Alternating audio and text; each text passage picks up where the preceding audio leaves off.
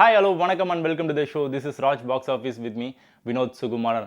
ஒரு வாரமும் பார்த்தீங்கன்னா அவ்வளோ படங்கள் பேக் டு பேக் வந்து ரிலீஸ் ஆகிட்டே இருக்குது. ஸோ கடந்த வாரம் ரிலீஸ் ஆன மூவிஸ் வந்து பாக்ஸ் ஆஃபீஸ் கலெக்ஷன்ஸ்லாம் வந்து எவ்வளோ வாங்கியிருக்கு, இந்த வாரம் வந்து என்னென்ன படங்கள்லாம் வந்து ரிலீஸ் ஆகிருக்கு, அப்கமிங் மூவிஸ் எதெல்லாம் வந்து வெயிட்டிங்கில் இருக்குது, இப்படி ஏகப்பட்ட இன்ட்ரெஸ்டிங்கான இன்ஃபர்மேஷன்ஸ்லாம் உங்களுக்காக இந்த ஷோவில் வந்து காத்துக்கிட்டு இருக்கு. Let's go into the show. This is Raj box office with me Vinod Sukumaran.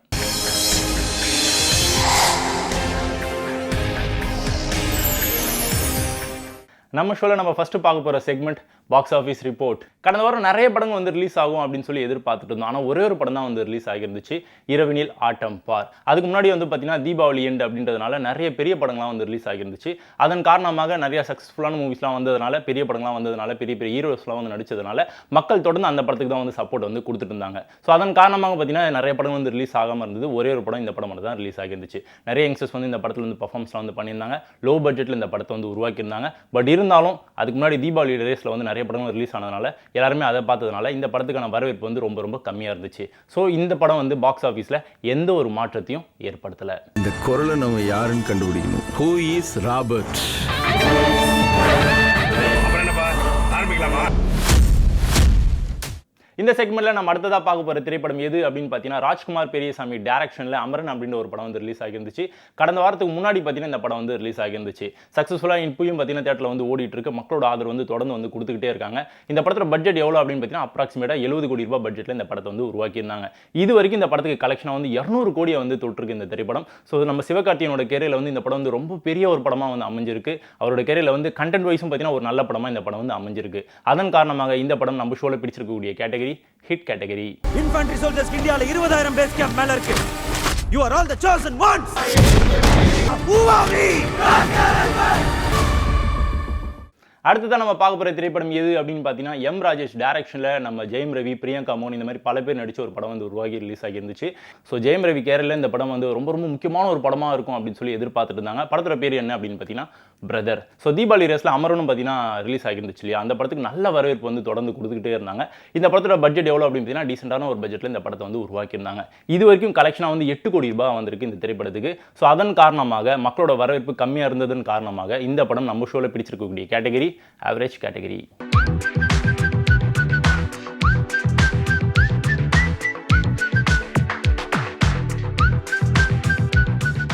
அடுத்ததாக தீபாவளி ரேஸில் பிளட்டி பர்கர் அப்படின்ற ஒரு திரைப்படம் வந்து ரிலீஸ் ஆகிருந்துச்சு.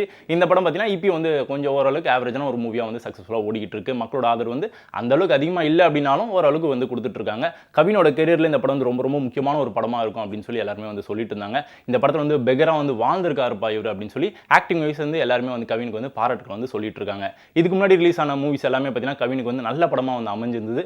இந்த படமும் அதே ஒரு கேட்டகரியில் தான் அமையும் அப்படின்னு சொல்லி எல்லாருமே வந்து காத்துட்டு இருந்தாங்க. பட் அது வந்து கொஞ்சம் மிஸ் ஆயிடுச்சோ அப்படின்னு சொல்லி தோணுது. ஸ்டோரி வைஸ் வந்து இன்னும் கொஞ்சம் டெவலப் பண்ணிக்கலாம் அப்படின்னு சொல்லி எல்லாருமே அவங்களோட கருத்துக்களை வந்து ஷேர் பண்ணிட்டு இருக்காங்க. இது வரைக்கும் பார்த்தீங்கன்னா இந்த படத்துக்கு கலெக்ஷன் வந்து 7 கோடி கிட்ட வந்து கலெக்ட் பண்ணியிருக்கு. அதன் காரணமாக நம்ம ஷோவில் இந்த படம் பிடிச்சிருக்கக்கூடிய கேட்டகரி ஆவரேஜ் கேட்டகரி.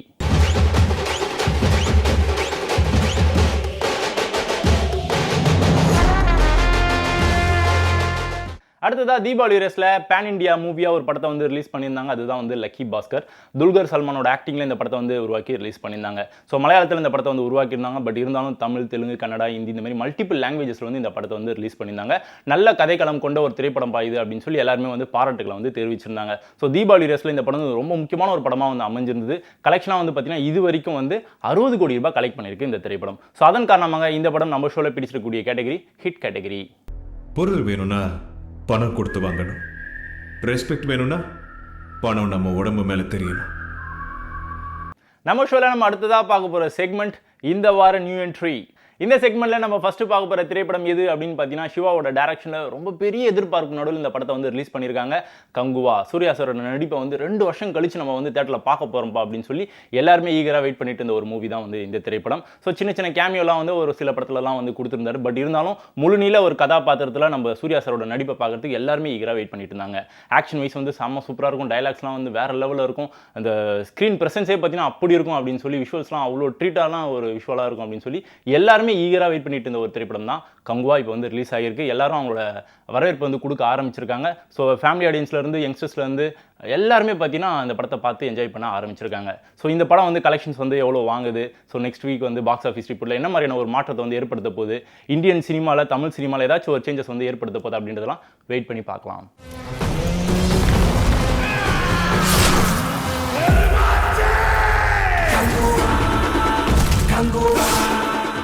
நவம்பர் 14 வந்து கங்குவா வந்து ரிலீஸ் ஆகிருந்துச்சு. நவம்பர் 15ஆம் தேதி வந்து பார்த்தீங்கன்னா ஒரு படத்தை வந்து ரிலீஸ் பண்ணியிருந்தாங்க. அது வந்து ஹாலிவுட் மூவி கிளாடியேட்டர் 2. இதோட ஃபர்ஸ்ட் பார்ட் வந்து பயங்கரமான ஒரு வரவேற்பு வந்து இருந்தது. எல்லாருமே வந்து பயங்கரமாக பார்த்து என்ஜாய் பண்ண ரசித்த ஒரு திரைப்படம். சண்டை காட்சிகளாக வந்து தத்ரூபமாக இருக்கும். பார்க்கும்போதே வந்து பிரமிப்பான ஒரு முறையில் வந்து இந்த படத்தோட சண்டை காட்சிகளாக வந்து உருவாக்கியிருப்பாங்க. விஷுவல்ஸ்லாம் வேறு லெவலில் இருந்திருக்கும். ஸோ இப்போ வந்து செகண்ட் பார்ட் வந்து ரிலீஸ் பண்ணியிருக்காங்க. அதுக்கும் பார்த்தீங்கன்னா மக்களோட வரவேற்பு வந்து தொடர்ந்து கொடுக்க ஆரம்பிச்சிருக்காங்க. பாக்ஸ் ஆஃபீஸில் ஏதாச்சும் ஒரு சேஞ்சஸ் வந்து ஏற்படுத்துதா, ஃபர்ஸ்ட் பார்ட் வந்து ரிலீஸ் ஆகிருந்துச்சா, அதையும் தாண்டி செகண்ட் பார்ட் வந்து ஏதாச்சும் ஒரு சேஞ்சஸ் வந்து ஏற்படுத்துதா, கலெக்ஷன் எவ்வளவு வரப்போகுது அப்படின்றதெல்லாம் நெக்ஸ்ட் வீக்ல பார்த்தலாம். இது உயிர் பிழைக்கும் போராட்டம்.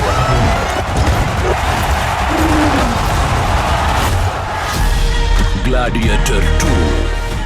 நம்ம ஷோல நம்ம அடுத்ததா பார்க்க போற segment ready for the race. இந்த செக்மெண்ட்ல நம்ம ஃபர்ஸ்ட் பார்க்க போற திரைப்படம் எது அப்படின்னு பார்த்தீங்கன்னா பாலாஜி கேசவன் டைரக்ஷன்ல ரொம்ப சூப்பரான ஒரு படமா இது இருக்கும் அப்படின்னு சொல்லி உருவாக்கி வச்சிருக்காங்க. இந்த படத்தோட ஹீரோ யாரு அப்படின்னு பார்த்தீங்கன்னா அசோக் செல்வன். படத்தோட பேரு எமக்கு தொழில் ரொமான்ஸ். டைட்டில் வந்து ரொம்ப கேட்சியா வந்து வச்சிருக்காங்க. யங்ஸ்டர்ஸ்லாம் வந்து ரொம்ப பிடித்தமான ஒரு திரைப்படமா இருக்கும் அப்படின்னு சொல்லிட்டு இருக்காங்க. ஸோ லவர்ஸ்லாம் வந்து ட்ரீட்டான ஒரு படமா இது இருக்கும்பா அப்படின்னு சொல்லி எல்லாருமே காத்துக்கிட்டு இருக்காங்க அந்த தேட்டரில் போய் பார்த்து என்ஜாய் பண்ணுறதுக்கு. இந்த படம் வந்து பார்த்தீங்கன்னா கங்குவா ரிலீஸ் ஆகும்போதே ரிலீஸ் ஆக வேண்டிய ஒரு திரைப்படம். ஒரு சில காரணங்களால ஒரு பெரிய படம் வருது, சூர்யா சாரோட படம் வருது அப்படின்றதுனால நம்ம கொஞ்சம் பொறுத்து இருந்து வருவோமே, ஓகே நம்ம டிலேயோ வருமே அப்படின்னு சொல்லி மந்த் எண்ட் வந்து டார்கெட் பண்ணியிருக்கிறதா இன்ஃபர்மேஷன்ஸ்லாம் வந்துட்டு இருக்கு. பட் இருந்தாலும் மந்த் எண்டாகவும் இருக்கலாம், இல்லை நெக்ஸ்ட் வீக்காகவும் இருக்கலாம். ஸோ எப்போ ரிலீஸ் பண்ணுறாங்க அப்படின்ற ஒரு டேட்டை வந்து அனௌன்ஸ்மெண்ட் வந்து கொடுத்துட்டாங்க அப்படின்னா அப்டேட்டை நாங்கள் எடுத்துகிட்டு வந்து கொடுத்துருவோம். ஸோ இப்போதைக்கு அசோக் செல்வனோட கரியரில் இந்த படம் வந்து முக்கியமான ஒரு படமாக இருக்குமா அப்படின்றத வெயிட் பண்ணி பார்க்கலாம். நான் எடுக்கிறேன் மாமா படம். கதை தான் ஹீரோ. காதலுங்கிறது ஒரு பூ மாதிரி. அது ஏன் உங்க சினிமால போட்டு கசக்குறீங்க? அடுத்தது அனலரசு டைரக்ஷனில் ஃபீனிக்ஸ் அப்படின்ற ஒரு படம் வந்து ரிலீஸ்க்காக காத்துக்கிட்டு இருக்கு. இந்த படம் வந்து கங்குவா டைம்லேயே வந்து ரிலீஸ் ஆக வேண்டியது. நவம்பர் 14 வந்து கங்குவா, நவம்பர் 15 வந்து டேட்டை வந்து லாக் பண்ணி வச்சிருந்தாங்க ஃபீனிக்ஸ் டீம். ஸோ இந்த படத்தோட ஹீரோ யார் அப்படின்னு பார்த்தீங்கன்னா சூர்யா விஜய் சேதுபதி. ஸோ இவருக்கு வந்து ரொம்ப சூப்பரான ஒரு படமாக இது வந்து அமையும். ஸோ ஃபர்ஸ்ட் படமே பார்த்தீங்கன்னா ஒரு ஹிட்டான ஒரு மூவியாக கொடுப்பாரு அப்படின்னு சொல்லி எல்லாருமே வந்து சொல்லிட்டு இருந்தாங்க. ப்ரொமோஷன்லாம் கூட செம சூப்பராக வந்து பண்ணிட்டு இருந்தாங்க. பட் இருந்தாலும் சூர்யா சாரோட ஒரு படம் வருது, பெரிய படம் வருது அப்படின்றதுனால நம்ம எதுக்கு வந்து வேஸ்ட் பண்ணோம் இந்த டைமை, கொஞ்சம் டிலே பண்ணி வரலாமே அப்படின்னு சொல்லி மந்த் எண்டை வந்து டார்கெட் பண்ணியிருக்கிறதா இன்ஃபர்மேஷன்ஸ்லாம் வந்துட்டு இருக்கு. பட் இருந்தாலும் டேட் வந்து இது வரைக்கும் அஃபிஷியலாக வந்து சொல்லாமல் இருக்காங்க. ஸோ எப்போ சொல்கிறாங்க அப்படின்றத வெயிட் பண்ணி பார்க்கலாம். சூர்யா விஜய் சேதுபதியோட கரியரில் இந்த படம் வந்து முக்கியமான ஒரு படமாக இருக்கும் அப்படின்றத மந்த் எண்டை பார்த்தா தெரிஞ்சிடும்.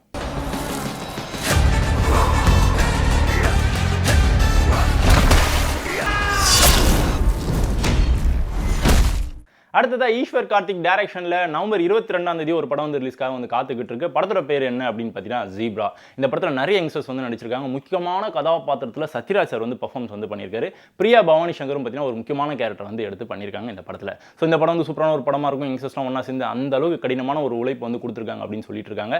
நவம்பர் 22ஆம் தேதி, அதாவது அடுத்த வாரம் ரிலீஸ்க்காக வந்து இந்த படம் வந்து காத்துக்கிட்டு இருக்கு. ஸோ இன்னும் டேட்டில் வராங்களா இல்லை இன்னும் தள்ளி போதா அப்படின்றதெல்லாம் நெக்ஸ்ட் வீக் பார்த்தா தெரிஞ்சிடும்.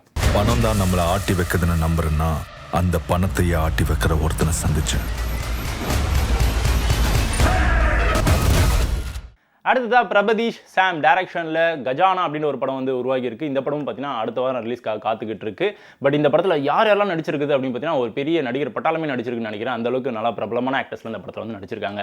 வேதிகா ஒரு முக்கியமான கேரக்டர் வந்து ப்ளே பண்ணியிருக்காங்க. பிரதாப் போத்தன் வந்து ஒரு முக்கியமான கேரக்டர், அப்புறம் இனிகோ பிரபாகர், இந்த மாதிரி பல பேர் வந்து படத்தில் வந்து நடிச்சிருக்காங்க. நல்ல கதைக்களம் கொண்ட ஒரு படம்ப்பா, நல்ல கண்டென்ட்ப்பா, மக்களுக்கு கண்டிப்பாக பிடிக்கும்பா அப்படின்னு சொல்லி ஈகராக வந்து இந்த படத்தை ரிலீஸ் பண்ணுறதுக்காக வெயிட் பண்ணிட்டு இருக்காங்க. நெக்ஸ்ட் வீக் வந்து டார்கெட் பண்ணியிருக்காங்க. நெக்ஸ்ட் வீக் வெயிட் பண்ணால் தெரிஞ்சிடும். ஸோ சொன்ன டேட்டில் வராங்களா இல்லை இன்னும் தள்ளி அப்படின்றத நெக்ஸ்ட் வீக்ல பார்த்துடலாம்.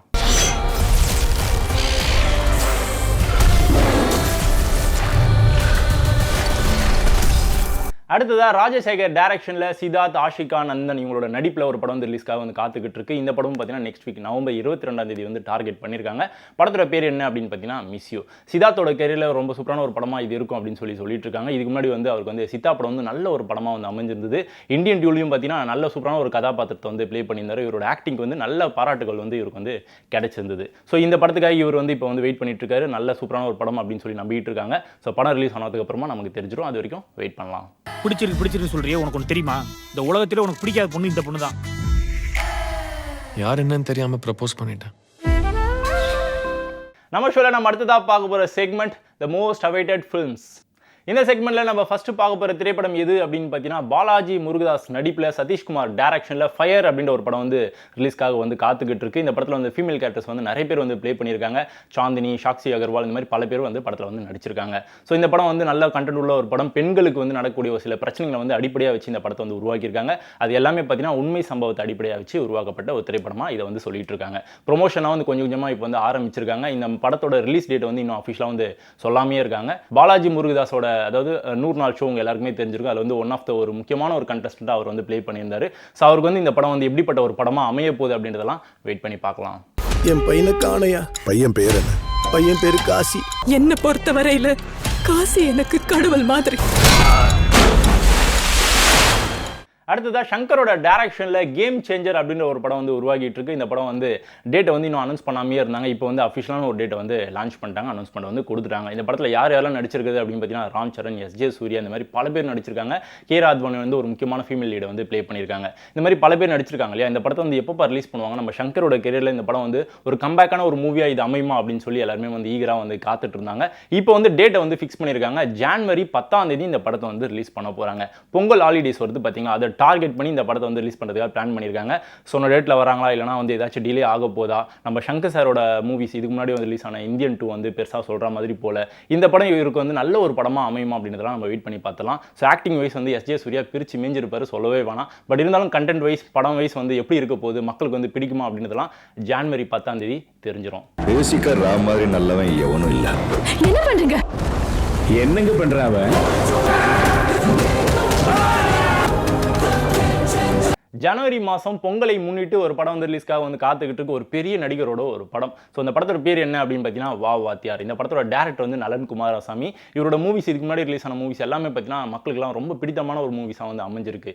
இந்த படம் பார்த்தீங்கன்னா நல்ல கண்டென்ட் உள்ள ஒரு படம், மக்களுக்குலாம் பிடிச்சமான ஒரு படமாக இருக்கும் அப்படின்னு சொல்லி காத்துக்கிட்டு இருக்காங்க. ரிலீஸ்க்காக வந்து பிளான் பண்ணிட்டு இருக்காங்க. ஸோ இது வரைக்கும் வந்து டேட் வந்து சொல்லாமே இருந்தாங்க. இந்த படத்தோட லீட் யார் அப்படின்னு பார்த்தீங்கன்னா கார்த்தி சார். இந்த படத்தில் வந்து ஃபீமேல் லீடு வந்து ப்ளே பண்ணியிருக்கிறது கிருதி ஷெட்டி, சத்யராஜ், ராஜ்கிரண் இந்த மாதிரி பல பேர் வந்து படத்தில் வந்து பர்ஃபார்மன்ஸ் வந்து பண்ணியிருக்காங்க. படத்தோட டேட் வந்து என்னைக்கு அனௌன்ஸ் பண்ணியிருக்காங்க அப்படின்னு பார்த்தீங்கன்னா ஜனவரி 10 வந்து ரிலீஸ் பண்ண போகிறோம் அப்படின்ற மாதிரி பிளானிங் வந்து போயிட்டு இருக்குதா இன்ஃபர்மேஷன்ஸ்லாம் வந்திருக்கு. பட் இருந்தாலும் கன்ஃபர்மேஷன் என்ன அப்படின்னு பார்த்தீங்கன்னா பொங்கல் ஹாலிடேஸில் கண்டிப்பாக மக்களுக்கு நாங்கள் வந்து எங்களோட ட்ரீட் வந்து கொடுக்குறோம் அப்படின்னு சொல்லிட்டு இருக்காங்க. பொங்கல் ஹாலிடேஸை முன்னிட்டு ரிலீஸ் பண்ணுறாங்களா இல்லை முன்கூட்டியே ரிலீஸ் பண்ணுறாங்களா, எப்போ வரப்போகுது அப்படின்றதெல்லாம் நம்ம வெயிட் பண்ணி பார்த்தலாம். பட் இருந்தாலும் கார்த்தி சாரோட ஆக்டிங்கில், கார்த்தி சாரோட நடிப்பில், அவரோட கேரியரில் இந்த படம் வந்து ரொம்ப ரொம்ப முக்கியமான ஒரு படமாக இருக்கும் அப்படின்னு சொல்லிட்டு இருக்காங்க. ஸோ வெயிட் பண்ணி பார்க்கலாம்.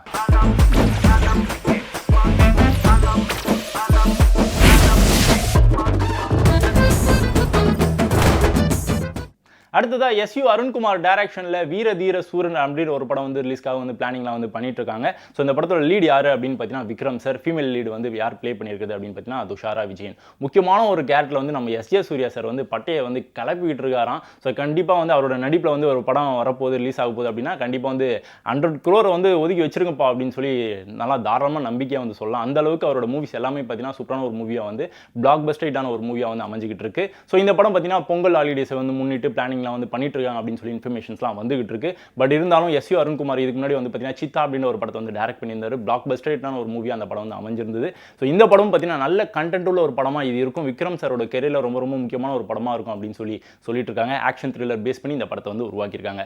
டேட் வந்து இன்னும் சொல்லாமல் இருக்காங்க, எப்போ சொல்கிறாங்க அப்படின்றது வந்து எல்லாருமே ஈகராக வெயிட் பண்ணிட்டு இருக்கோம். ஸோ பொங்கல் முன்னிட்டு இந்த படத்தை வந்து ரிலீஸ் பண்ணுறதுக்கான வாய்ப்புகள் நிறைய இருக்குன்னு சொல்லிட்டு இருக்காங்க. வெயிட் பண்ணி பார்க்கலாம். டேய் சொம்ப,